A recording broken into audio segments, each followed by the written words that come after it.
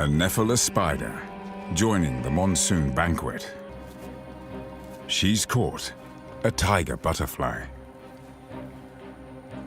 And he is utterly toxic. Butterfly predators need to learn this.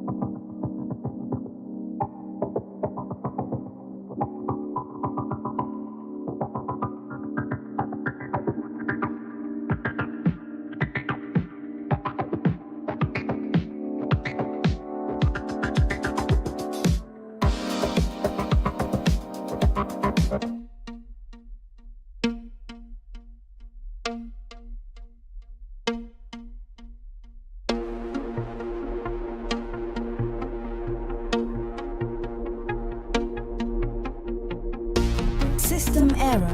Shutting down. Walk, don't run. Use the handrails. Walk, don't run. Use the handrails.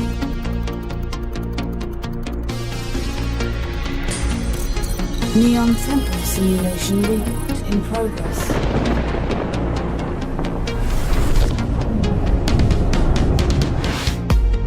Live stream initiated.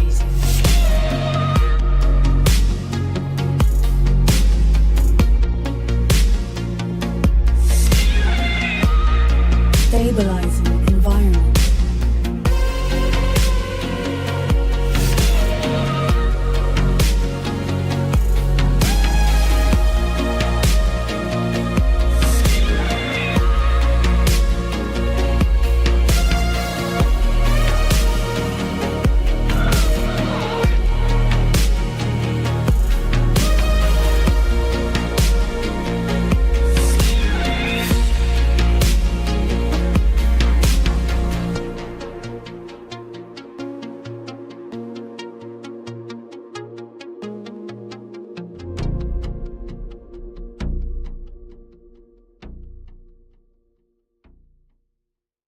Go?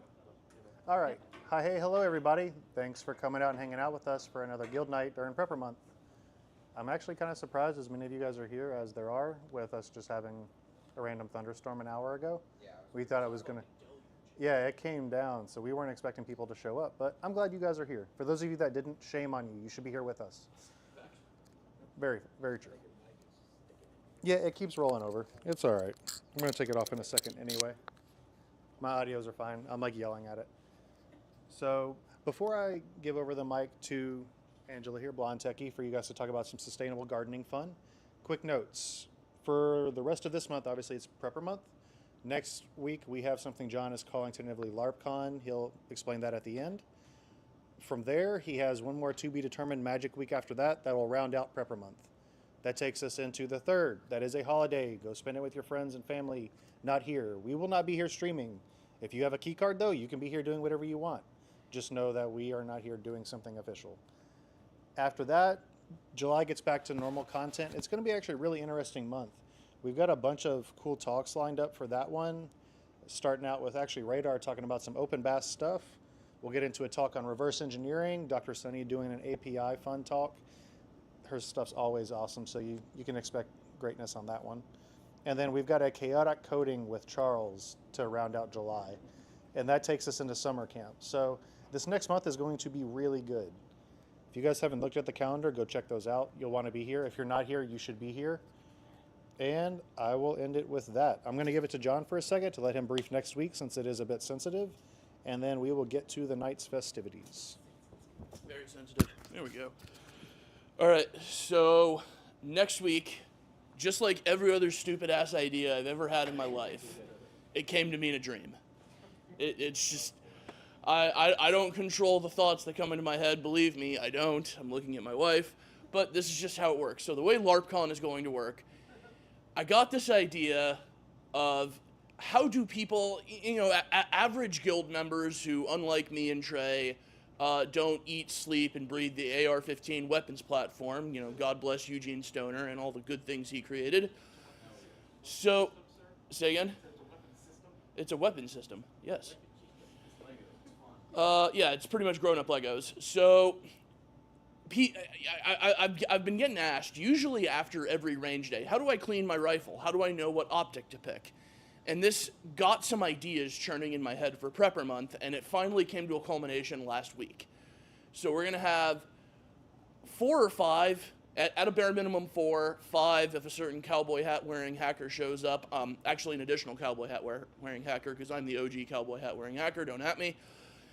And each one of us are going to bring a different kit or setup to the party.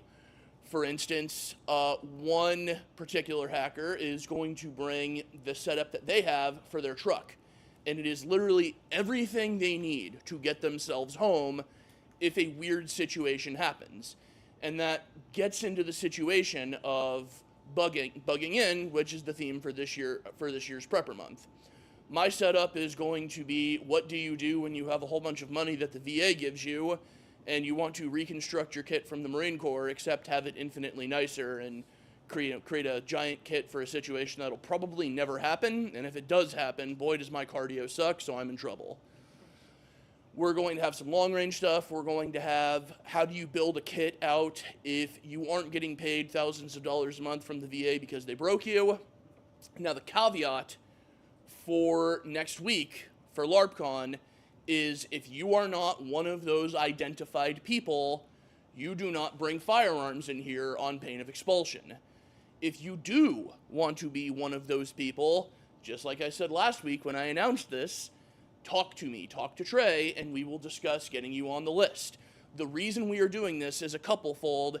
A, because we have to respect the temple, we have to respect Rab's location here, and B, being an RSO on range days for the last 4 years, I see how some of you dumbasses shoot. And I don't want to be in a closed building with you, let alone on a range with you. So we want to be able to vet who we have coming in information-wise, but also safety-wise. There will be no information, or there will be no ammunition in the temple. We will be doing checks. We will be doing magazine checks. We will be doing bag checks. All firearms will be what we call in the Marine Corps Condition 4. Magazine removed, chamber clear, firearm on safe. That's just how it's going to be, and this is going to not only mitigate risk, but it's going to make for a more educational evening next week. So if you don't know how to operate a firearm, if you've never touched one before, if you don't know how to clean yours, leave your shit at home, but come in next week and learn from us during LARPCon. Good? Good. Now back to you, Trey. No, Stash I actually trust with a firearm. Even though his is wildly overpressured. So that is the craziness we have for next week. I would suggest you come out and attend. It will be interesting, but first and foremost, it will be safe. That is the whole point. We're trying to educate not only about the systems, the kits, the different ways you could build out all of your stuff. And we're not just talking firearms. We're talking emergency preparedness kits, safety stuff, tourniquets, you name it. A little bit of everything. So the whole point is safety first, safety second, safety third. Don't be stupid next week. But please come out and join us. With that, I have talked enough. John has talked enough. And it is now your turn. Awesome. Here we go. Garden stuff. Yay. All right. Good evening, everybody. Thank you for coming out despite the weather.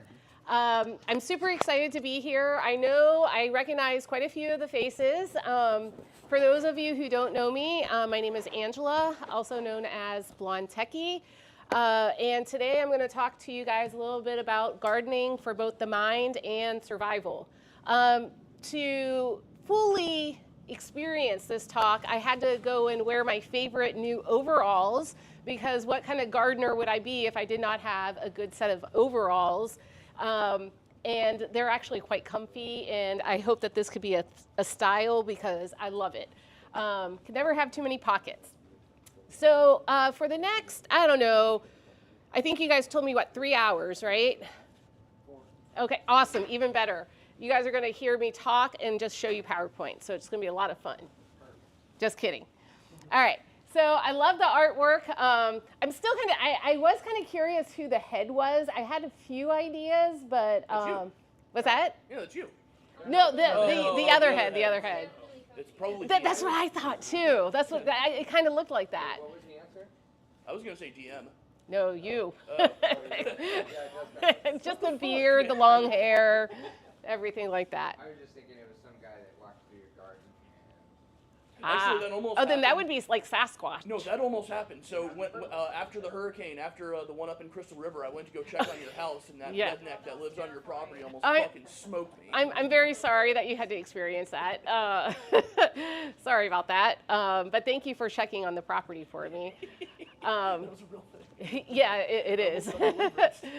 So what I'm going to talk about, and I feel really weird. I don't know if I should be moving or if I should be talking. I'm going to try to not be behind the podium. I can wander, okay, because that's one of the things. No, I'm going back to my safe spot. This is my safe spot. I feel safe behind here. So the agenda for today, we're just going to talk a little bit about why you should grow, how I got started, how you should get started, resources, and of course, any questions that you might have. I know I shared this meme before in the Temple Discord, and I just think it's hysterical, because I don't know what it is about the more that I'm in cyber, the more I want to get away from technology, and I just want to like burn it all down to the ground, and I really just want to go live off the land in my overalls. And anybody ever feel like that way with technology? That's my plan B when I retire. I'm just going to go like farm carrots. Yeah, seriously, it is, and it's interesting. I had a meeting with a lawyer about like my estate planning and stuff like that, and I told him I was a beekeeper. He's like, "Oh, that's my second retirement too." He's like, "That's all I want to do when I'm done with this stuff is just be with nature." Because I don't know about you guys, but I come from. I actually don't want to say how many years I've been in the industry, because June 14th will be my 30-year mark. And so it just goes to show how old I'm getting. But I've been in technology for so long, and I've worked in too many windowless offices where I think we were having a talk about this the other day somewhere in the Discord about vitamin D deficiency. That is something that happens when you unfortunately work in an office all day, especially the windowless offices. And so getting outside, getting to be with nature again is actually really good for the mind and soul, which we'll talk about in a few minutes. All right, so why should you even get started? This is just a few of the headlines that I grabbed that are recent. So let's talk about the one from 3 days ago. Canned foods, with the rising tariffs, we're seeing a, 50% increase. And a lot of people depend upon canned food for their for their food choices, because if they live in a food desert or they don't have access to fresh foods, now any of their canned foods are going to see an increase, and it's already bad enough for the economy to have our food prices going higher. This one was actually an interesting one, is the risk of supply chain with all of the ice raids. What is going to happen to our food production? The amount of migrant workers that we have here just in Tampa alone to help with strawberries, blueberries, you name it, the agricultural work just here is, without them, we won't have any of these fruits and vegetables that we all love to enjoy. And not to mention how this is going to impact nationwide. This one was actually brand new. This one just happened, I think, yesterday, or I think it happened yesterday. The primary distributor for Whole Foods was involved in a cyber attack, and now Whole Foods has empty shelves and they're having supply chain issues because and I don't even know what kind of attack it is yet. I think the details are still coming out. So that's another reason, actual cyber attacks. And then even farmers are starting to have awareness about how farms and cybersecurity are making an impact. Because the last thing that we want is for the upper left-hand corner to happen. Does anybody know what happens when your cows are participating in this kind of feed? You can't see the picture? It's Brondo. Yes, it's what plants crave. Anybody see the movie Idiocracy? I like Brondo. Yeah. So in the movie Idiocracy, if you haven't seen it, it's a great documentary.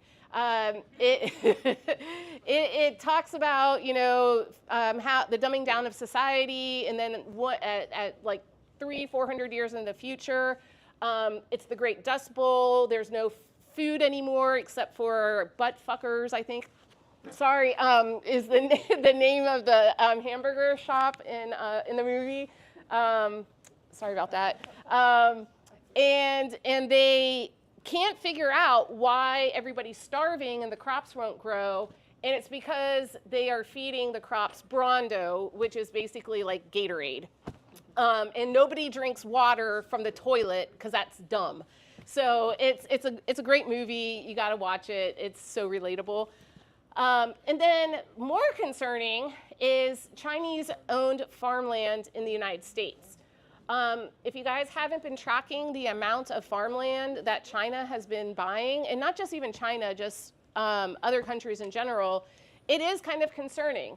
And if you look at the map, if you look at Florida, for whatever reason, between Tampa and Patrick Space Force, pretty much all of Central Florida is now owned by Chinese farmers.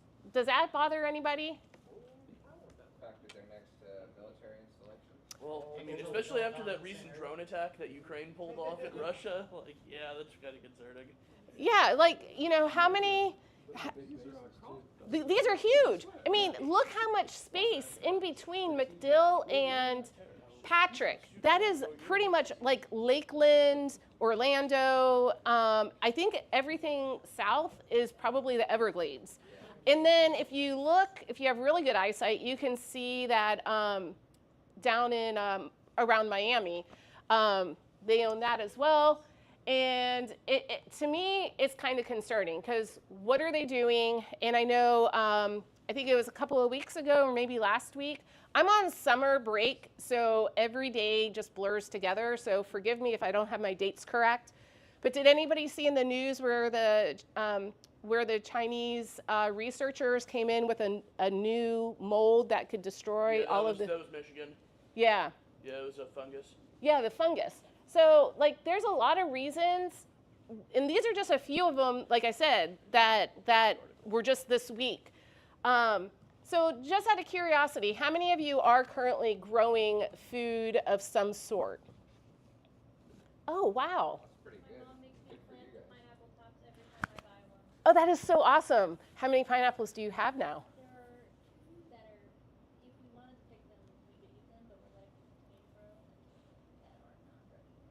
Nice. And you don't have any rodents trying to grab them? Our dogs are very happy to kill any small animals that wander. Oh, very nice. Very good.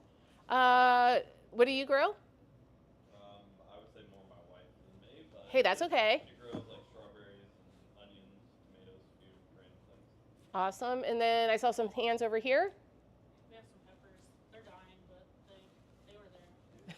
Hey, that counts. Herbs and peppers. Herbs and peppers. Okay. Spicy peppers too. Spicy peppers. Lots of habaneros. They grow it. Tabascos, jalapenos, habaneros. Kind of like anger management. Oh, nice. When I get frustrated, I go to the mall, aka Home Depot Garden Center. Yep. Buy spicy peppers, and I feel better. That. Do you get the spicier ones when you're more angry? Um, No, she gives them to the people she's angry at. Nice. no, I give them to the people I like because they like spicy stuff. Yeah, really. And what about you? So we grow starfruit, banana plant, key lime, pineapple, nice. herbs, just different herbs. Even what's the sugar, the alternate to sugar, strategic? Oh, yeah. Stevia, we have that also. Oh, nice. And then aloe, things like that in case we get injured, right? So. Awesome. Awesome. Anybody else? Yeah, a bunch of fruit trees and herbs, mostly. Okay. Thai herbs. Awesome. So do you do also spicy peppers? Sometimes, yeah, we'll grow them sometimes, but they're like $1 for a giant bag of the ones that we like at the Chinese grocery store. So most Sometimes of the it's time, easier just to buy them. Yeah. Yeah, there's a meme out there like I started a garden so I can like save money on my grocery bill, but then like you spend $500 to save like 3. But it's more than just about the produce itself. It's about the process and learning from it. So pretty much everybody here is in some form of cyber.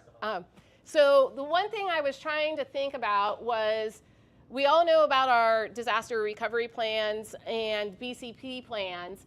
And so I kind of want you guys to think about this as a business continuity plan, but the business is your family. So whatever your family name is, that is our business. And what are you going to eat after a hurricane, after civil unrest, long-term power outages, a zombie attack, alien invasion, just to name a few.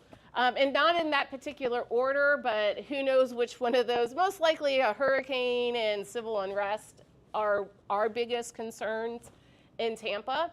But seriously, like, when it comes to like hurricane food, one of my daughters, not going to say which one, went to go look at her refrigerator for a hurricane, and she would have died probably in 5 hours after the hurricane because she had nothing in her fridge. And I'm like, come on, you're living on your own now. You got to be prepared. And I also teach college students, so I had the same conversation with college students as well. But if you ever think about, like, what are you guys going to eat after a hurricane? How many of you pack up Vienna sausages? Does anybody like, yep, tuna? You guys get tuna? Yeah, they're there. And, it's that food that you really would never eat, but in the event that you get hungry enough, maybe you will. But I can tell you, I still have tuna in my cupboard from Irma, and I still haven't touched it. Rice and beans. Yes, rice and beans. Well, if you had a rice cooker, you could make all kinds of things. Yes. Air fryer is the college student's friend. That is true. That is true. Exactly. If you have 10 rice cookers, you can use one rice cooker to make rice, and then the other rice cooker you can hide behind lawn gnomes. Yep. I bury my rice cookers just in case anybody tries to look for them. Civil unrest, that one I seriously hope does not happen, but given the state of this world, that is something that you need to consider. And it's either civil unrest here in Tampa or civil unrest in other countries. How many of you like avocados? Yeah. Oh, well, avocados are delicious. I did not know that the cartel is now involved in avocado business. And there's a couple of really interesting Netflix movies about avocados and how the cartel is controlling that market. And like one day I was at Whole Foods and there were like 2 sheriffs there. And the first thing came to my mind was that the avocados were on sale and that people, like the millennials, went crazy for their avocado toast. And they needed, you know, the cops to control them. But what happens with Mexico and all of our produce if we lose our supply lines? Long-term power outages, unless you have solar, like if your plan is to say, I'm gonna just, you know, use my Instapot, use my air fryer, use my rice cooker, what are you going to do in the event of a power outage, long-term power outage? With the last hurricane, how many of you were without power for longer than 3 days? How did you guys eat? Grill? Camp stove? Oh, you have a generator?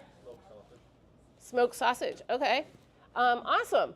So those are things that, you know, you kind of have to keep in the back of your mind though too, because if you don't have power, then you're going to have to figure out how you're going to eat. And then also, what are you willing to eat or not eat in the event of a long-term, you know, a long-term issue of whatever that may be? Because who can tell me their favorite food, that like their go-to either snack, food, or whatever? Spaghetti, tacos, pizza. Have you guys ever thought about how you would ever eat your favorite foods in the event that the grocery stores did not exist? I haven't done, so yeah. It's true, if you make someone else do it, I can make tortillas.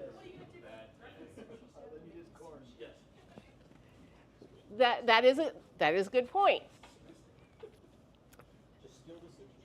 True. Well, I don't know, that might have a different talk for another time of how to protect your food and how to protect your home in the event of any of these issues. But yeah, because like I've had this conversation with my husband. He's like, what's going to happen when we're the only one on the block that has food growing? He's like, how are we going to defend everybody off? I'm like, well, you know, we have a good pitched roof. I'm like, you position there, I'll position it from here. And I'm like, we'll just start picking them off and use, you know, the roof as our advantage and stuff. Like, we've actually talked about this.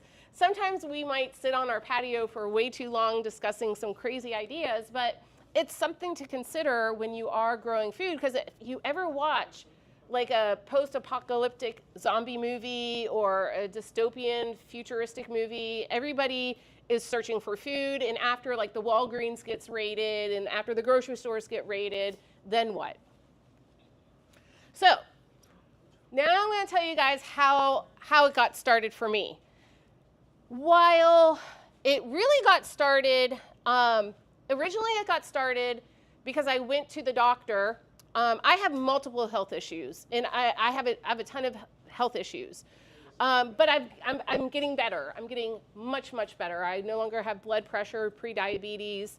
I don't have nearly the amount of stress that I was going through. There's been a lot of changes in my life, but my GI doctor basically said, if you don't change what you're doing, you're going to die. She's like, you need to find something to do. And so she actually ordered me to a mindfulness class at the VA. So for any of you that are veterans and you're not able to figure out your stress load, please reach out to the VA. I know for us women, we had a very specific class just for us, and I know that they have classes for men too, and they taught me about mindfulness. Yes? The VA's mindfulness app is just free on the App Stores too. That is, thank you for reminding. Yes, the VA has a mindfulness app that you can download from either Google or Android Play Store to help you with mindfulness practices. And it was through mindfulness, and I wish I would have been a little bit more prepared, because I would have brought you guys food to actually eat and think about. In the mindfulness exercise, we had a raisin. and we had to chew on a raisin, and we had to shut our eyes for like 3 minutes, and we had to think about the taste of the raisin, where did the raisin come from, what would an alien, or how would you explain a raisin to somebody who's never had a raisin? They used an alien as an example. How did it become a raisin? How did you even know that a raisin could be ate? Like, all of these things we had to start thinking about. And the more that, appreciating food and where it comes from and how it gets to, from seed to table is quite the journey. And so I started to really get into gardening as a result of learning mindfulness. And these are the plants that I started with. I started off with just 2 blue Java ice cream banana trees. How many of you have ever had a blue Java ice cream banana? Is it like shorter ones or? No, it's a regular size. It's not like a finger banana, and it's not like the one. What's that? Has those in her yard and I've tried them, but I don't know if it's quite the same kind. Well, so this is really interesting. Do you know that you can actually mail bananas through the postal system? Yeah, and I actually did that to my nieces and nephews. You can actually just send a banana in the mail. I'm used to going to the store and having my bananas be brown within 2 days, because the way that they process store bananas, they are over ripened and ripened unnaturally. So they take a long time to ripen. I thought as soon as I cut them off the tree, I could eat them. No, they tasted like rocks. So now you have to hang them up. I put them in my garage and I let them actually ripen on their own. Right now, I started with 2. They do taste like vanilla bean ice cream, but you'll never see these at Whole Foods, Sprouts, Sandwa, any of those places. And there's actually so many varieties of bananas that are out there, it's kind of mind-boggling when you go to the store and it's either a plantain, the finger bananas, red bananas, or like the regular Chiquita bananas. Right now, I have probably 30 plus banana trees. If anybody wants a banana tree, please see me after, because I have to thin out my bananas. Yeah, more than happy to give. I have them in all shapes and size, and they have always fruited. The thing about bananas is that once they fruit, they'll never fruit again, but they're constantly throwing up pups. So once you plant one, next thing you know, you're going to start having it's going to be banana after banana after banana. So my bananas right now are out of control. So yeah, more than happy. And right now, I want to say, yeah. What's that? Yeah, so the banana tree only fruits once, and then once you're done with it, you just chop it down. And I usually don't dig mine up, but I just chop it down enough where it won't regrow. And then I compost the whole tree. That's so wasteful for a tree to do. It is, but a lot of plants do that. But once now technically I could keep the banana tree there. Like, there are some places around town where you'll see like a cluster of banana trees. That's fine, but you're just drawing resources that could be going to produce fruit for the other trees, so it's better to take that one down. And also, yes? Well, I just wanted to comment. The leaves are edible, like it's common to wrap rice with them and stuff. Yes. The stems are also edible. You can buy them. They're actually pretty expensive at like the banana flowers? The flowers, but also the trunk of the tree. There are recipes for the tree trunk. Really? Yes. So basically the whole thing is edible.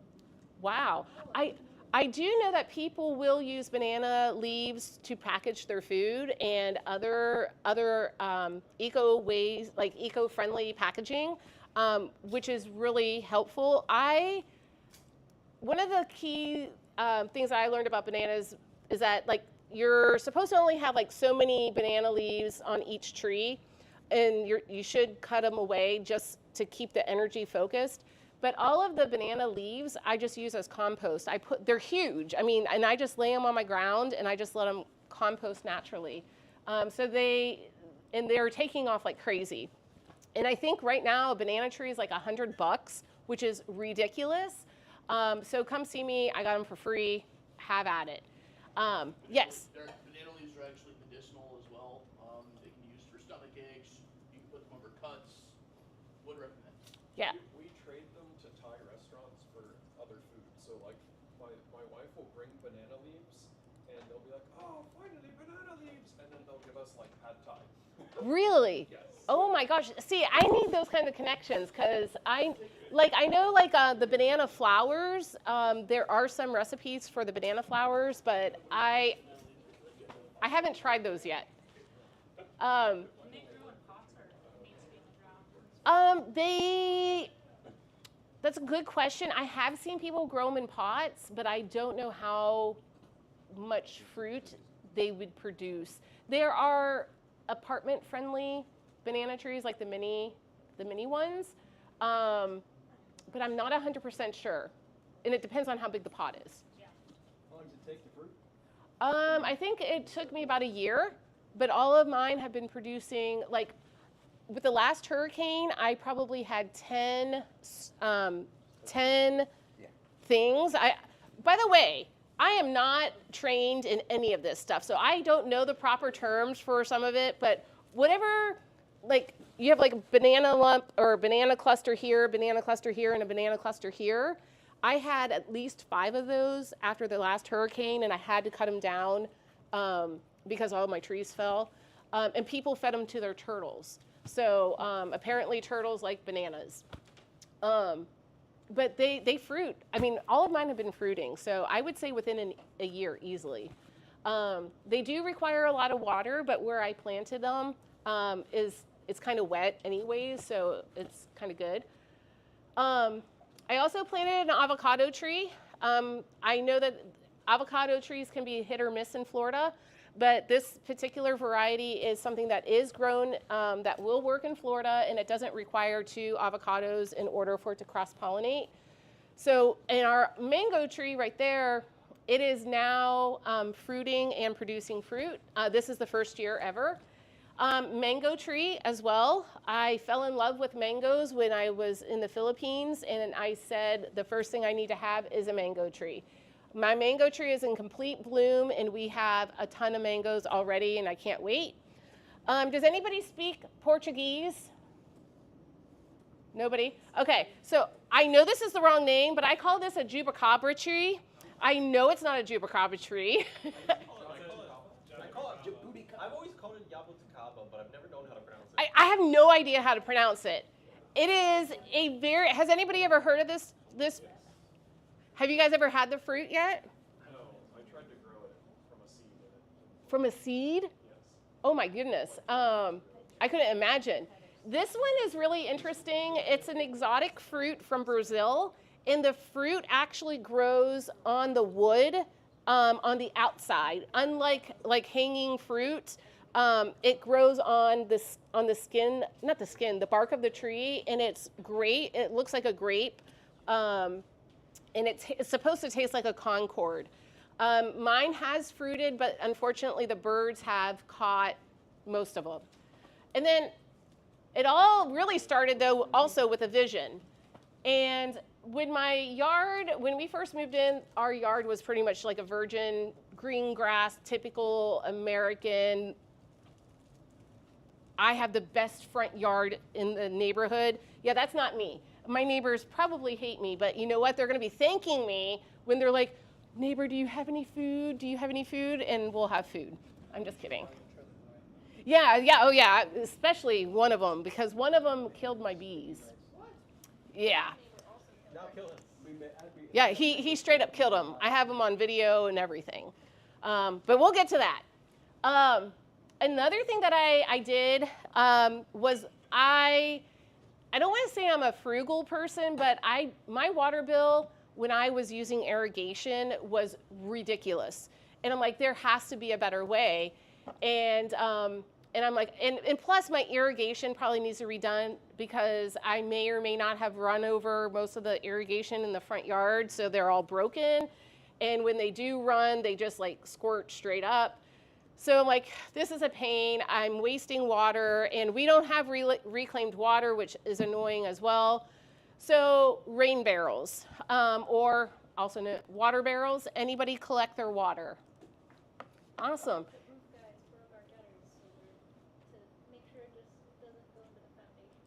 Yeah, it is. And did you guys make yours or buy yours? Oh, awesome. I'm going to show some resources where you can, the city of Tampa, if you live in the city of Tampa, they actually have classes on how to make a rain barrel. But I actually bought this white rain barrel. Well, it wasn't a rain barrel when I bought it. It was like a food safe barrel that I got from some guy actually somewhere around here, I think for 20 bucks. I spray painted the barrel to a, if it's white, you got to spray it because otherwise mold and algae will grow. So I did brown. And then I went down to Home Depot and I just bought a couple of things here and then a screen for the top so mosquitoes wouldn't make their home in there and other creatures. And then I just put the stretchy coil things that interlock, bungee cord, thank you, to secure the screen that I have. Now I have 2 of these. I have upgraded my water barrels to also include a soaker hose because I have so many plants now. I'm like, let me just do a soaker hose and I'll just turn that thing on and let them water the plants. What is the soaker hose? So the soaker hose is just something you can get at Home Depot. It's like a black hose and it sweats on the outside. So then it's kind of like, if this was the water hose, rather than like a regular hose and you just spray it, all of the hose, it just sweats it and it just kind of puts moisture back into the ground. And I added the soaker hoses on both of mine. But it's actually, yeah, it's a very small drip. And I mean, it will take a long time, but you know, sometimes that's all that we have is time. Though I do enjoy a good workout with the water barrels. Each water bucket, now I know why they call it the farmer's carry in the gym, because 1 gallon of water is 8 pounds. Those are 2-gallon water cans. So every time I was watering my plants, you know, I was doing yard work, and that's going to come into some of the mindfulness stuff. So if you're able to collect your rainwater, this is very beneficial all throughout the year. Even during the rainy season, I still use my rain barrels. I use them for my inside as well. Yes? I don't know if this is really lame. At my house, we also collect the AC drip in like a water jug, and then that's just like an extra source of water that we don't have to wait for rain. It's always there, especially in the summertime. Nice. Now, I don't know if my AC, is yours plumbed where you could put like a bucket or something underneath it? Yeah, it's off the ground a few feet. I just have a pipe coming away from the house. Oh. And it just sits there, just collects, you know. So we use it for whatever. Nice. Well, how many of you use a humidifier? Anybody use a humidifier? Yeah. I have 3. Was that? I'm sorry, a dehumidifier. Yes. Yeah. I'm sorry, a dehumidifier. Sorry. Yeah, really, especially like today. Yeah. Because a dehumidifier is also really nice if you are trying to conserve water. We have multiple dehumidifiers in the house, and we use those to water our indoor plants too, because in Florida, humidity is, always. I wouldn't use that air conditioner runoff for anything but watering plants. There's a lot of bacteria and shit in that, so I don't want to like actually drink it. Yes, but we'll talk about some water safety too, because that's going to be another problem if anything were to happen and we lost our water. How many of you compost? Wow, you guys are awesome. What kind of composting system do you guys have? What kind do you have? Oh my. Okay. Is it this one? Oh, okay, awesome, awesome. And did you have, which one? So I did like a program through the city of Tampa, and they gave everybody a bucket, but it was just basically like a plastic cylinder, kind of like the rain barrel, and you just have to layer it. So you couldn't turn it; you'd have to manually shovel it or whatever. Awesome. How do you? I feel a little insecure about mine now. It's just a wooden box next to the neighbor fence that we don't like. Oh, nice. Hey, that's okay too. And did you have your hand up too, or? Yeah. We keep our fence up last hurricane. Oh, that's hey. Yeah. So composting, yeah, I got the spinny barrel. I think I ordered it online, and every once in a while you'll find these like on Facebook Marketplace. This is one way to do a compost pile. Another one, depending on your yard and your space and stuff like that. Some people just have like three bins and they just rotate it and stuff like that.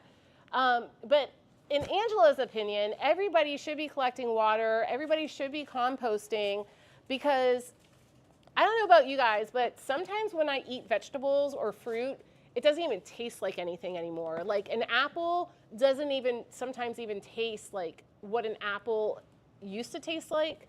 And the more that I did research on this, it's because our soil is in decline, whether that's from doing like monoculture or synthetic. What's that? Florida as a state tends to dump phosphate into the soil for no good reason, especially down by the phosphate mines in Hillsborough County. Yeah, go figure. Yeah. And so it's not good for our soil, which then if our soil is not good, our food isn't going to be good. And it just doesn't taste the same. Like, for those of you who have grown your own food, doesn't it taste better when it comes from your own garden? Wouldn't you agree? That is true too. And it's unfortunate because it's like, I forget what I was watching. It was either Netflix or something, but they were talking about the banana trade and how there's like actual warehouses set up all over the different ports in the United States that are just set up to process bananas, to ripen them so people can have their bananas. It's a crazy system. One easy way to kickstart your compost is free coffee from Starbucks. So if you don't know, Starbucks has, they call it grounds for coffee. If you go into Starbucks, they're usually like in a basket, and it'll say pour the garden, and they're just the big bags of used coffee grinds. If they don't have any placed out, I usually will ask the barista, hey, do you have any coffee grinds? You know what they'll do? They will just go to the trash can and lift up and give me the whole entire trash bag, like a huge trash, like Santa Claus style trash bag, and I love it because coffee grounds are excellent for your compost, and even if you don't want to throw the balance out, you can just sprinkle it in the yard anyways, especially for plants like nitrogen. So I have a compost bin that I have inside the house that has like a brown paper bag, so like my banana peels, my eggshells, no meat, no bones, stuff like that, because you don't want rats. But everything gets composted, and my soil seems to like it. I did start a worm farm, but that didn't go well, but I'm gonna work on it. This is just a graphic that I got from, I think it was the EPA, just talking about the benefits of why you should be composting. And I forget what the statistic was, but like the amount of greenhouse gases that are released are mostly attributed to waste, food waste that is at the big dump sites. And if we would just take some of that food waste and actually compost it, we would all benefit rather than it going into a dump. because these are all the wonderful benefits. You guys can read that. And I don't believe in grass either. I absolutely hate grass. At least twice, if not 3 times a year, I get free mulch dumps where I will just completely mulch both my front yard and my backyard. I don't believe in having grass. I think it's a waste. So where am I now? So I started to make a list of everything that I have, and I may not have included everything. So as I was mentioning earlier, passion fruit. I have about a 15, 20-foot trellis of nothing but passion fruit. So passion fruit, this is, if you've never seen passion fruit, the flower, I think this is one of the most unique flowers like in nature. It is just absolutely beautiful, and the more that you zoom into it, the more fascinating it is. And passion fruit is really good for butterflies. It is the host plant for the Gulf frit butterfly. And so like, I don't care if the butterflies eat all of my leaves. I would rather have them eat it than not. Yes? I was actually, just before you said that, I was going to ask, how do you deal with them? Because they're eating my plant alive, and I have to keep picking off the caterpillars and throw them to the lizards. Oh. They're eating my plants. Well, so one of the gardeners, like somebody was talking about like how deer keep eating their hibiscus. They're like, what am I supposed to do? And the answer, like the gardener said, plant more hibiscus. The amount of passion fruit that I have, I kind of wish that they would eat it. So just bring them in a box and dump them on my vines. Yes. Plant onions, green onions, chives nearby, or habanero plants. Say that again? Spicy things, oniony things. A Tend lot to of keep some of those insects animals don't like. insects. Oh, okay. Oh, and those orange flowers you had on the first slide, those help too. Marigolds. Oh, marigolds, yes. Yeah. Well, that's good to know. One of the things that I do, well, I haven't done it yet, mostly because I don't know how to do it, and it sounds dumb, but I don't know how to put up a bat house.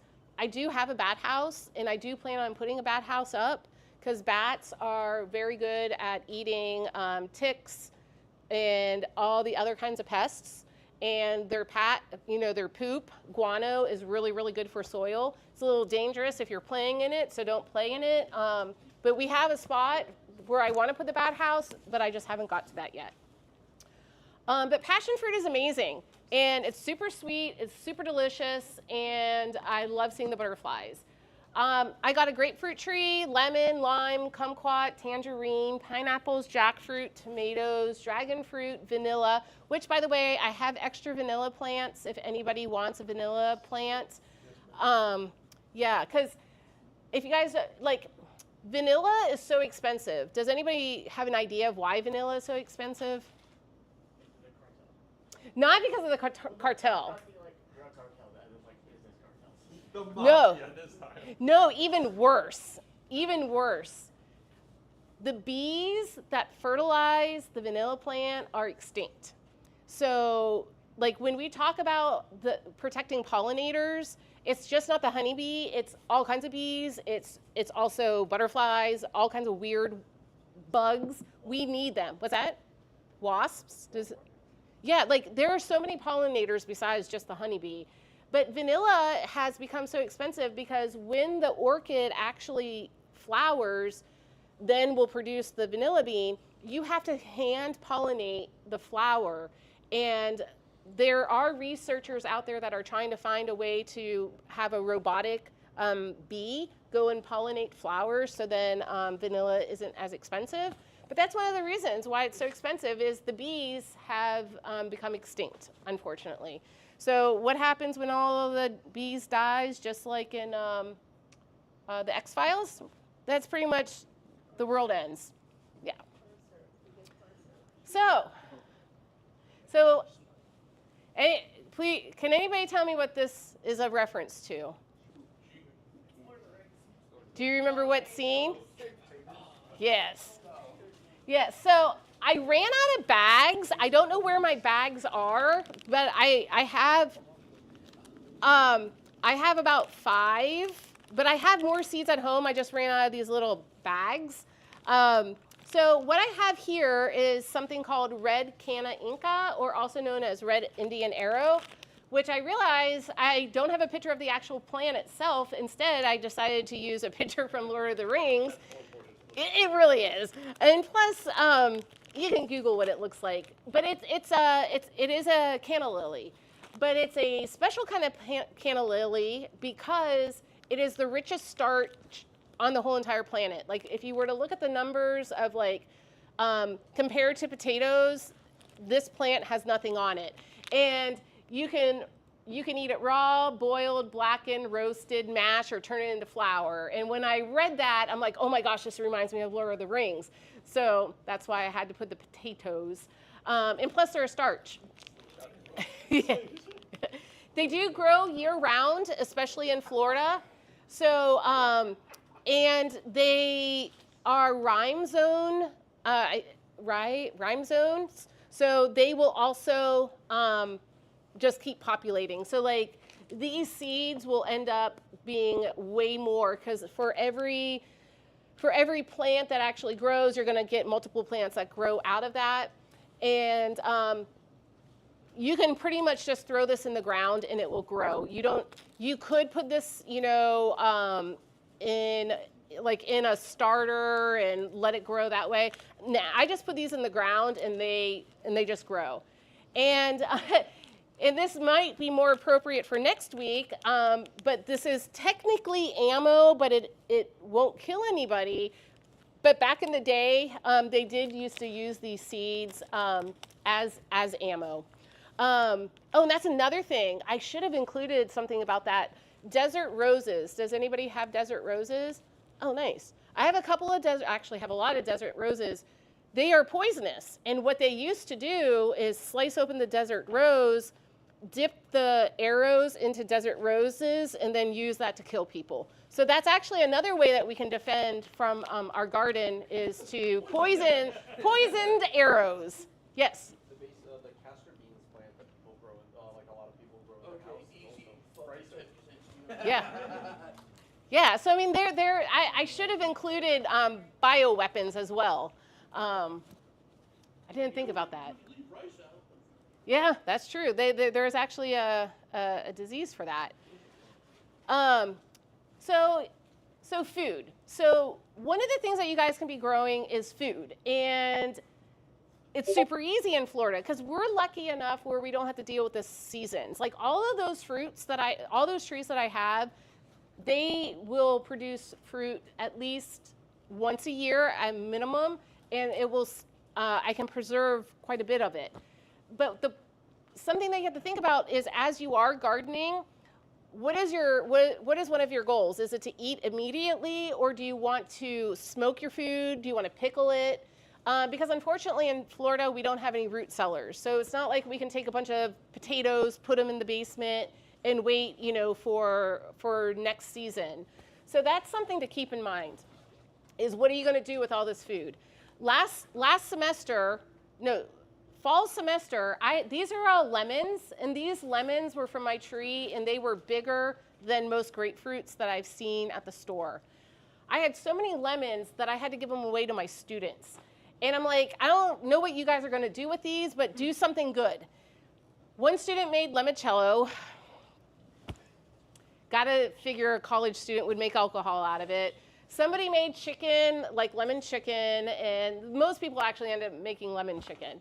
But it's really good once you do have like a community like this, where if people are growing stuff that, even sharing amongst each other when you do have a really big harvest.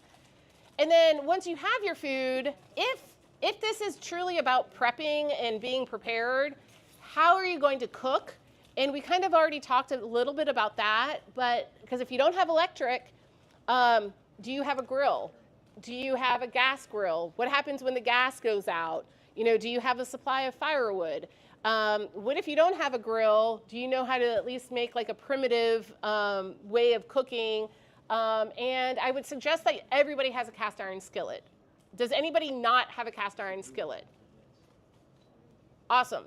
Because cast iron skillets can also be used as a weapon in the event that it may happen. But Cast iron skillets are great for outdoor cooking. All right, so I'm going to try to talk a little fast. Okay, so in this, how many of you have ever been to Echo? Echo. Nobody's been to Echo? Awesome, so these will be all brand new information. So rather than duck, duck, go, duck, duck, fish. So these pictures are from a place called Echo, which is down in Fort Myers, and I highly recommend either do a group trip, because I do group trips, or go whenever you have time. It is absolutely phenomenal. It is an educational center to show how third world countries grow their food. And I actually think it's really cool because they use very low-tech methods to produce food that can feed villages. So in this example, this is like a cage for the ducks. But what you don't see in this picture is all behind it and underneath it is actually a pond. And all of the duck poop goes into the pond, which then fertilizes the tilapia and feeds the fish. And then the ducks also like control the plants around the pond and keep that in check as well. And then now, not only can you eat the tilapia, if you really wanted to, you could also eat the duck. So you kind of like have your own cycle of food, and it's kind of neat. And I'm kind of doing this myself. I was too embarrassed to put an actual picture of my pool because it's still in the works. But when we bought our house, beautiful backyard with a beautiful pool, my kids are like, oh yeah, we're gonna swim in it every day. No, they didn't. I absolutely hate that pool. It's been nothing but a headache. The kids barely ever used it. So we converted it into a pond. I kid you not. Right now we have about 300 fish in our pond. We have a couple of catfish. We have 4 frogs that are there regularly. And I actually started to play around with floating food islands for chives, wheatgrass, for chives and wheatgrass. And it actually grew from seed. So that is kind of cool. I just built my own pond bog filter, and it's completely up and running as of yesterday, so I'm really excited about that. But the idea is that our pool is not just going to be a gigantic chemical concoction, but it's actually going to serve a purpose. And as we get more comfortable with the balance of the water, we're going to, the eventual goal is to put tilapia in there and do more of like a hydroponics. Yes? Right after the last hurricane, our pool's like slowly been falling apart. We were cleaning it out, and there's just a crawfish in there. Oh, nice. So we threw the crawfish back in, bought some goldfish. Now there's a pleco, a bunch of goldfish. Oh, that's awesome. See, I'm afraid of having crawfish in my pool. Or where it came from. Because the idea of one of those things just like crawling out and like attacking me in the morning, I don't know, with this little... A bunch of eggs on it, so we just threw it right back in. That's cool, though. I mean, like... I'm assuming you flew in on the hurricane. Or, you know, birds drop things, or who knows. But that's what we did. If you guys ever need fresh tilapia that's not, you know, full of toxic water. Like, if you were to look at some of the... I grew up in Ohio. Anybody from Ohio that... Oh, my gosh, really? Where are you from? Cleveland. What part? Unfortunately. North Homestead. Okay, I'm from Youngstown. So do you remember growing up being told not to eat the fish from Lake Erie because of the mercury levels? Yeah, like, that's awful. Like, our food is so contaminated. So you guys will be able to get fresh tilapia from my pond to you as soon as I figure it out.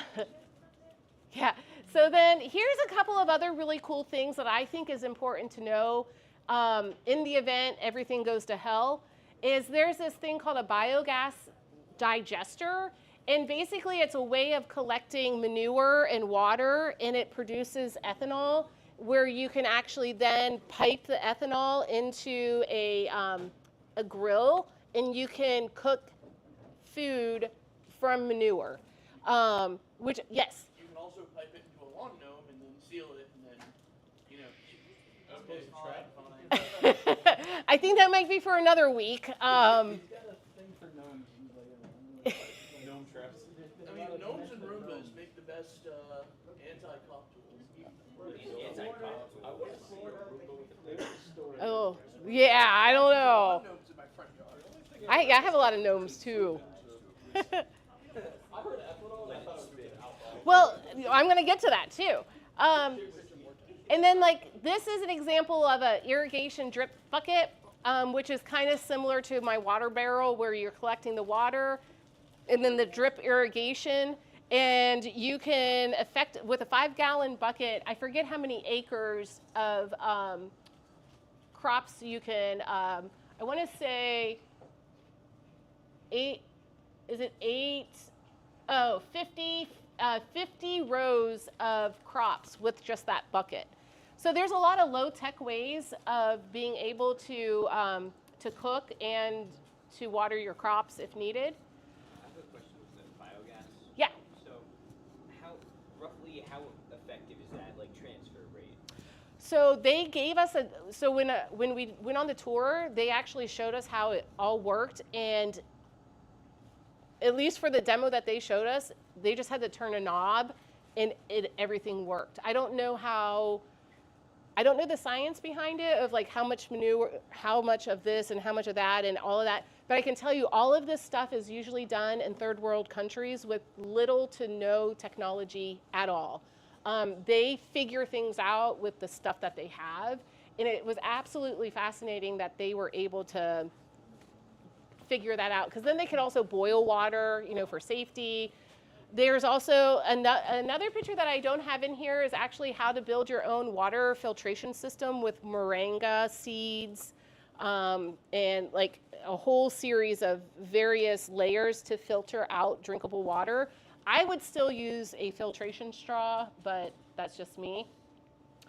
If you've never been on the IFAS Extensions website, they have a calendar, or you can just go to their website and click a month, and it'll tell you what you should be planting for the month. So we're in the month of June. So for Central Florida, I have no idea what bonito is. If anybody knows, I'd love to know. Ginger, roselle. Anybody know what you can make with roselle? Jamaica, yeah. Yeah, so roselle is a form of a hibiscus, which that's what Jamaica is. At the end of the season, you pluck the flowers and then you make that drink. Sugarcane, if you do plant sugarcane, you want to be careful because it's better to put in a pot than put in the ground. There's a bunch of spinaches out there as well. One of them, I want to say it's called the South Sea spinach, is a very good plant for Florida or for Tampa. And then there's a bunch of other stuff, such as kavasa, which is what? Isn't Polish. What is it? Oh, Cassava. Isn't that what I said? I thought you said kielbasa. Oh, kavasa. That's isn't that like yucca? That's like a root, right? And then I think that's like another squash thing. Loofah. How many of you men use a loofah? See, thank you for the men who are willing to say that. How many of you actually shower, though? That should be the real question. I mean, come on. Cyber people, sometimes you got to ask. That's actually... Loofah you can actually grow. So if you are concerned about, when things go crazy, if you still want to get your nice little, skin cleaned up, loofah, you can grow that, and you can... that is what you use to take your showers with, but it's really a gourd. Yes? Up Rab's alley, but it's also eaten before it gets to the point where you can use it as a sponge. It's eaten like a vegetable. Really? See, You peel the skin off while it's still green. Really? See, I grew up in Ohio, and we didn't have some of this food. Like, if it wasn't succotash or mashed potatoes, we weren't eating it. Yes? We have one called shampoo ginger that literally is just used for pretty much a conditioner for the hair. In my backyard, like a weed. Yeah, shampoo. I haven't seen one yet. Oh yeah, they grow very well here. But yeah, shampoo ginger is another way of being able to wash your hair in the event, you know. It's post-apocalyptic, but your hair is shining. Exactly, exactly. But yeah, there's all kinds of stuff. Now, how many, and then, not to be confused with peyote, but is this chayote? I don't know how to even pronounce this. Is it chayote? It's that weird looking fruit that has the squished up, it's green. I've never ate it myself, but this is the beauty of living in Florida is all these foods that I've never seen, but they all grow. Yes? Prickle pears too, the ones on the cactus. Yes, Any they beach grow. you go to, you can just find on like every beach is just growing naturally. Yep, that's it. I mean, yeah, I mean, like, we are, you know, as many problems that Florida has, food, I don't think, should be one of them. And something I was thinking about as well is the medicine. Now, this is definitely not an exclusive list, but neem tree. This is another photo from Echo, and they suggest that every village in Africa plant a neem tree because it is, it's known as the tree of 40 cures. Neem trees have so many medicinal purposes that it's really good to grow. Then there's something called I have a typo, but the toothache plant. I'm thinking, you know, if we can't brush our teeth without, you know, our fluoride, you may want to have some toothache plants to chew on in the event of, it's like a numbing plant. We have our gingers, our turmeric, elderberry grows phenomenal here.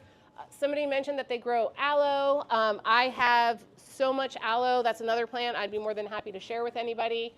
Ashwagandha is also another good one. Anybody know what that one is used for? It's more for mental, like anxiety, stuff like that. And if stuff has hit the fan, you're going to want a lot of that. Yeah. It's men's health as well. Yeah. Oh, okay. Oh. There's a few things. But it actually balances female hormones too. Oh, really? Yeah. It's not one way. Interesting. Well, there's a lot of benefits, to say the least. And if the Walgreens has already been rated and, you know, you need some medication, there's some stuff that you can grow. Honey. How many of you knew that honey can be used for wound care? That is so awesome. I took my dog to the vet. She had an open wound, and they actually used pharmacy grade honey to wrap her wounds. And I'm like, that's so cool. And I'm like, I knew that honey was an antibacterial and all this other stuff, but I didn't know that they used it in veterinary medicine. And as a beekeeper, honey is not only a medicine, it could be another kind of medicine known as mead. That's a different kind of medicine. So, and this is not an exclusive list. I mean, there are so many various medicinal plants that you can grow, but the problem is, yes. Yes, neem oil, which then is really good for the aphids and all that other stuff. The problem is with some of these medicinal plants is that so many people have lost touch with nature and how some of this stuff actually is produced naturally because we're just so used to going down to Walgreens and getting whatever we need. But if there is no Walgreens, what are we going to do? Yes. Yes. Woo. So the last thing I want to talk about real quick is going to be, yes. Have you heard of a manchineel tree? Say it again. Manchineel. M-A-N-C-H-I-N-E-E-L. I don't think so. What is it? It makes a natural defense around your property. I'd recommend looking into it. Oh, okay. It's one of the most poisonous, like just everything about it will kill you. Oh. And if you plant it around your property, like if you light the tree on fire, it essentially produces pepper spray. If you touch the sap, the tree is acidic. If you eat the fruit, it'll blind you. Like nice. Everything about it, and it grows. I'm looking at default my enemies. Yeah, really. Chemical warfare for house defense. Yeah, I mean, I do have a lot of cactuses, and that is another plan for defense. Yeah. Along the lines of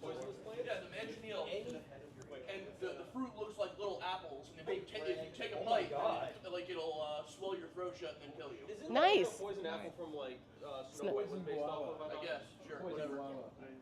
That is awesome. I will. Yeah.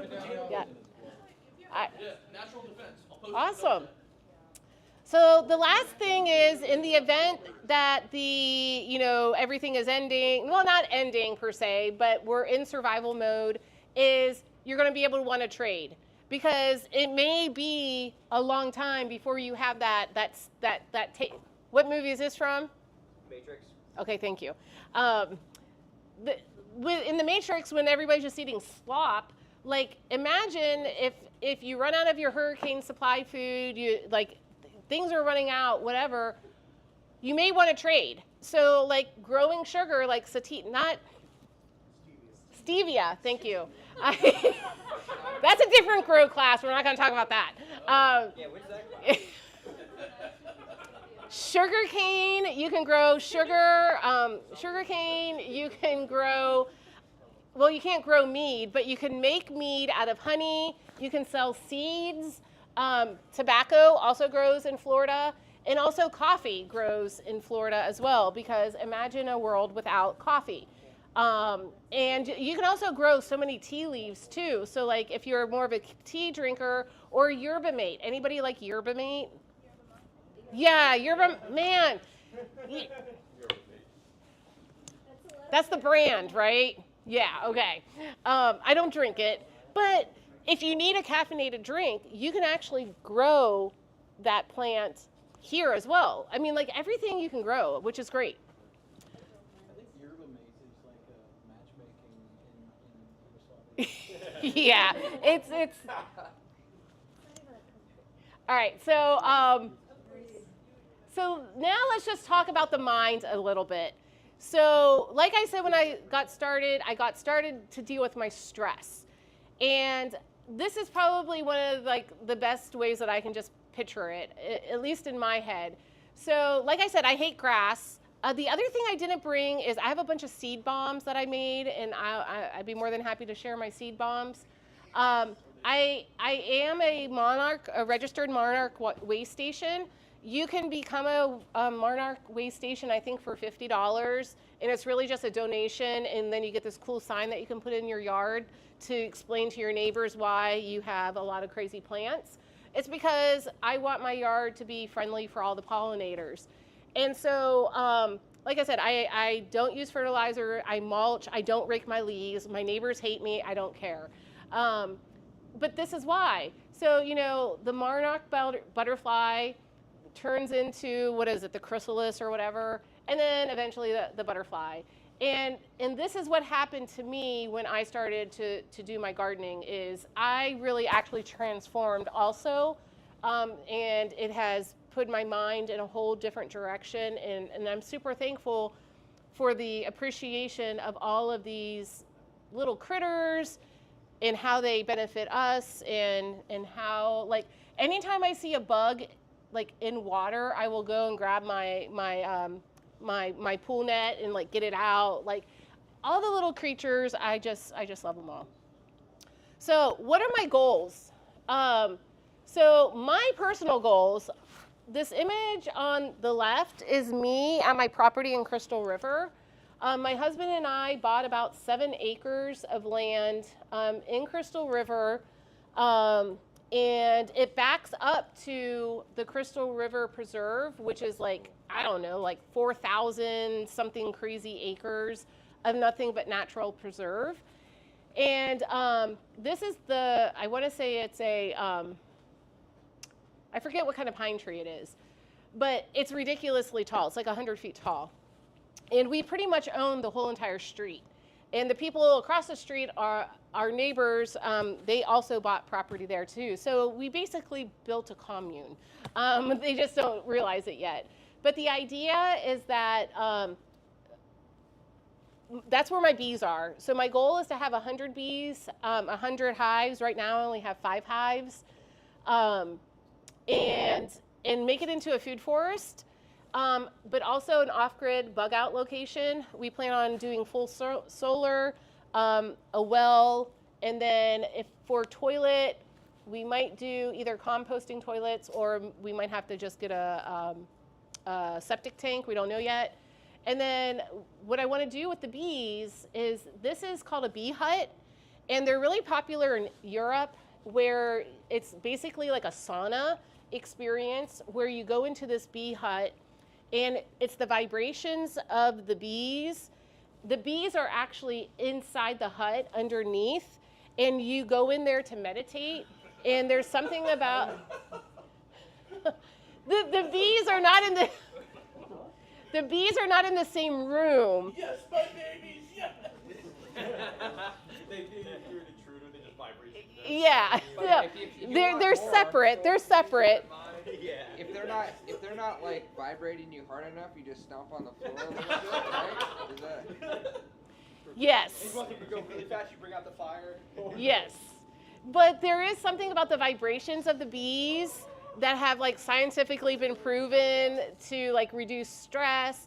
Also the smell of the excretion of honey. Like if you, like the first time that I ate honey out of the hive, or honeycomb, I had my suit on and everything, and I just took a piece of honeycomb, brought it into the house, and I just started chewing on it.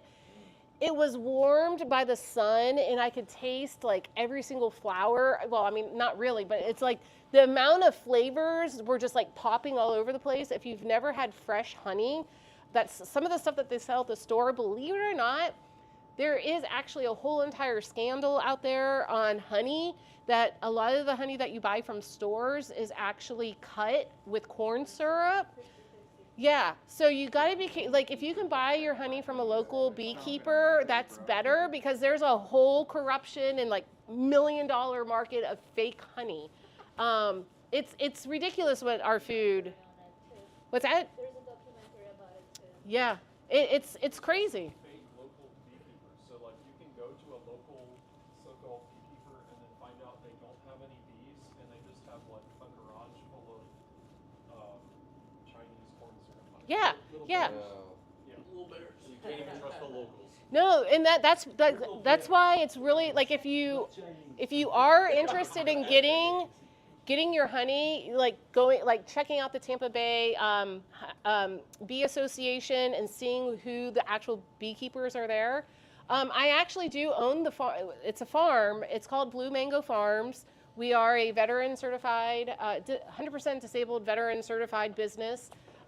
We are also a member of the Veteran Farmer Coalition, which is like a program for veterans that are trying to get into agriculture. There's a whole lot of programs out there. What's that? What's that called?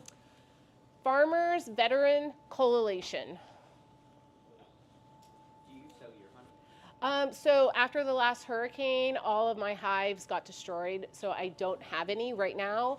But by the fall, I hope to rebuild what got destroyed, unfortunately.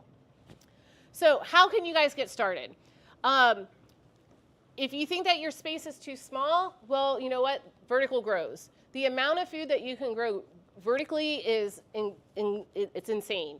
A garden as small as 350 square feet is enough to potentially feed 4 to 5 people. So that's not a lot of room. And if you don't have that outside, do it inside. Once again, I don't have a picture because my house is kind of in craziness mode right now. How many of you have a formal dining room in your house? What do you use it for? That's why you buy cereal. Oh. So I personally see no reason for a formal dining room. So this is like when life imitates art or whatever. We actually got rid of everything in our formal dining room to include my great-great-grandfather's like antique mahogany furniture and all that crap. It just sat there. So instead, we took our dining room and turned that into our grow room. So then it's truly now a real dining room because it grows the food. Everybody just looked back at Danny. Why, when I said grow room? Yeah, everybody Oh. looked back at Danny. Well, our dining room, we do have multiple setups of grow lights, racks, all kinds of, that's like where we do all our starters. I can't grow stuff as well inside as I can outside, which is really unfortunate.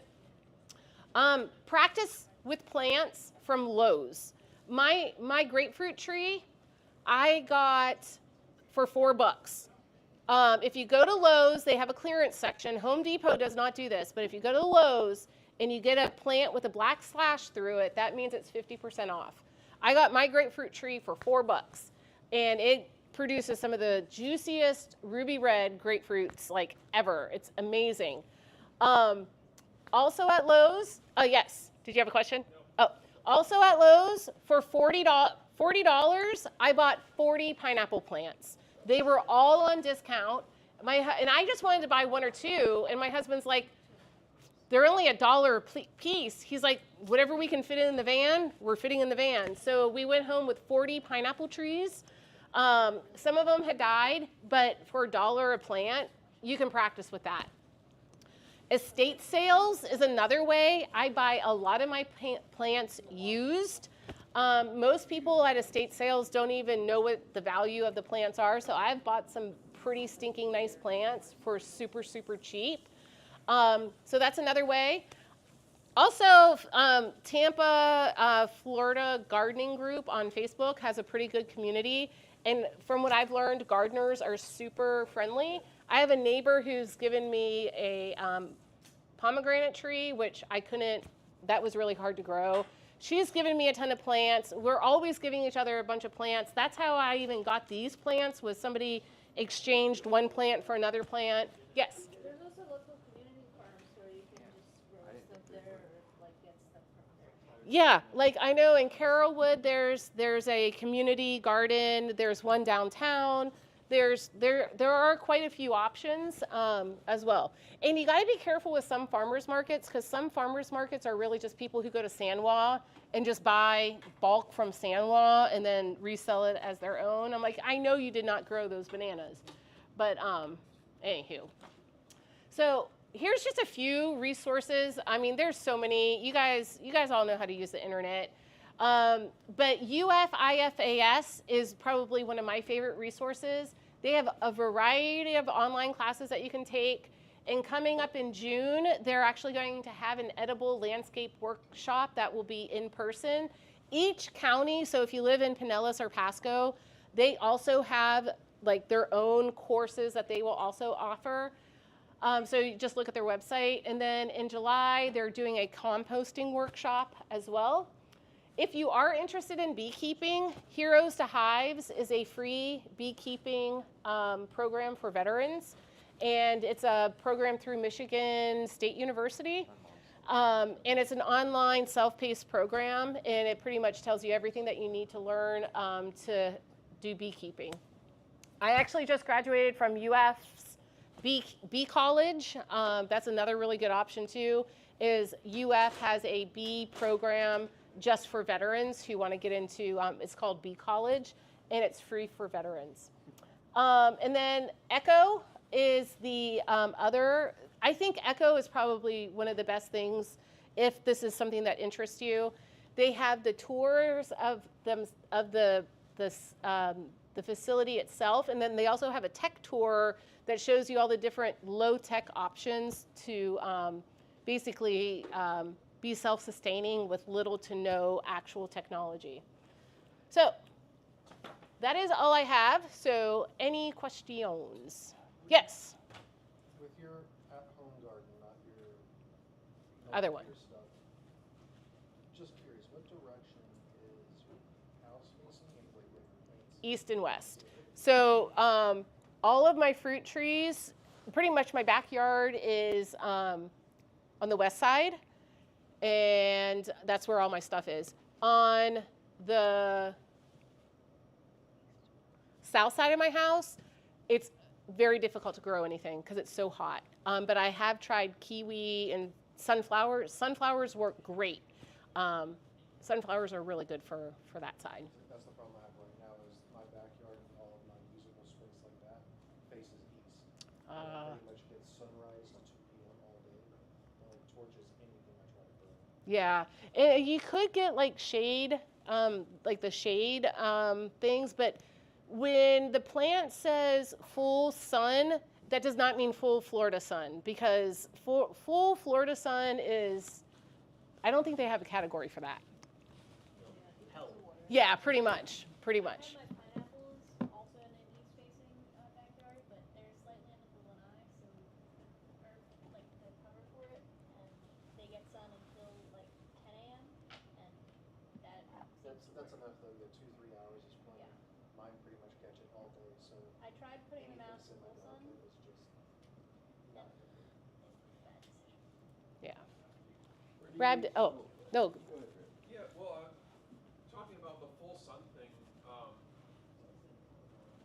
because of that, I found out that you can query like an AI like Grok or something, and they're really good at figuring out what you should adjust for different plants for like Florida weather. So like I was literally one day I was just like beside myself because I couldn't grow thyme, and I was like, why can't I grow thyme? So I went and asked Grok. And it was like, oh, well, if you're in Tampa, Florida, you can basically grow it in like full shade because the sun is so bright and hot here. And also, give it cactus soil instead of like whatever potting mix you have. And I'm like, this is amazing. Oh, wow. Because it's Mine like grows on our the porch.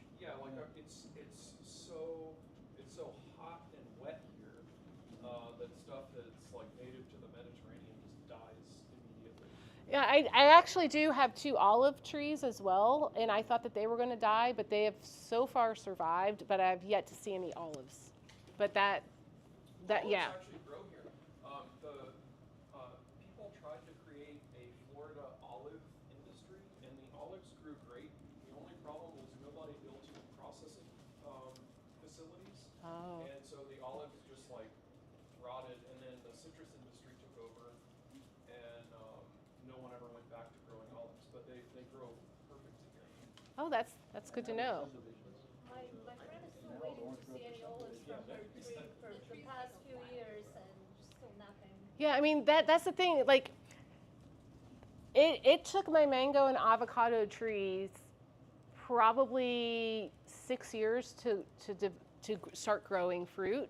So like, if you start now, like depending on like where you live and if you're allowed. Now some like your lemon trees, you can put those in pots. Lime trees, you can put those in pots. Some of them you can put in a pot, but it's like if you don't start now, just like with money and investing, if you don't start now, in 5 years when you need a mango or an avocado, you need to start thinking about that stuff now. Yes? If you or anybody else wants papaya seeds, my parents have one in their backyard that has You grown can eat those. really, You can eat the seeds? Yeah, and they taste like radishes, and they're really good for you. Yeah. You can put them in smoothies. Interesting. Yeah, they grow really fast. They do produce fruit like I think within a year. Yeah, papayas, those are pretty good fast growers. I would agree. Yes. There's those edible plants, I forget the name of them, that you can put in salads. It's a flower that you can put in salads. And it also tastes like radishes. Oh, well, you know, I wanted to grow wasabi because most wasabi is not real, but apparently, I don't know if Gronk will help me with this, but like if you're not at the right elevation and the right humidity and stuff, like you can't grow, yeah. Wasabi's hard to grow without exactly the right conditions. Yeah. That's why I like that Japanese wasabi. So expensive. Yep. Most of the wasabi in the world is actually grown in Portland. I'm not kidding. Yeah, but isn't it mostly just horseradish and it's tinted? Yeah. Yeah, but most of the legit wasabi in the world is grown in Oregon. Interesting. Probably because it's so moist. And Yeah. Where do you get your queens? My queens, usually it depends. I've got them from a couple of different places, so it just depends. I've gone to 3 different beekeepers to get my bees, and I've had success with most of them. But I haven't done too much of queen rehoming at this point, unless I catch a swarm. But I usually just buy the whole nuke, or yeah, the nuke, the whole package. I haven't started to change out queen bees yet. And fun fact about bees, that once a male mates with the queen, he dies. His purpose in life has been served. It is. So when they say queen bee, like it just takes on a whole new meaning for me. She killed another queen.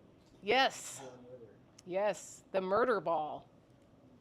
But there's more out there. If I didn't cover anything that you guys were hoping, I may know the answer.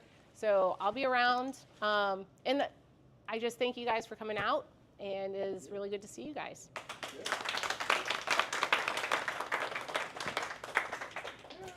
actually a place in Pocono that's really good for the Oh, really? Is it a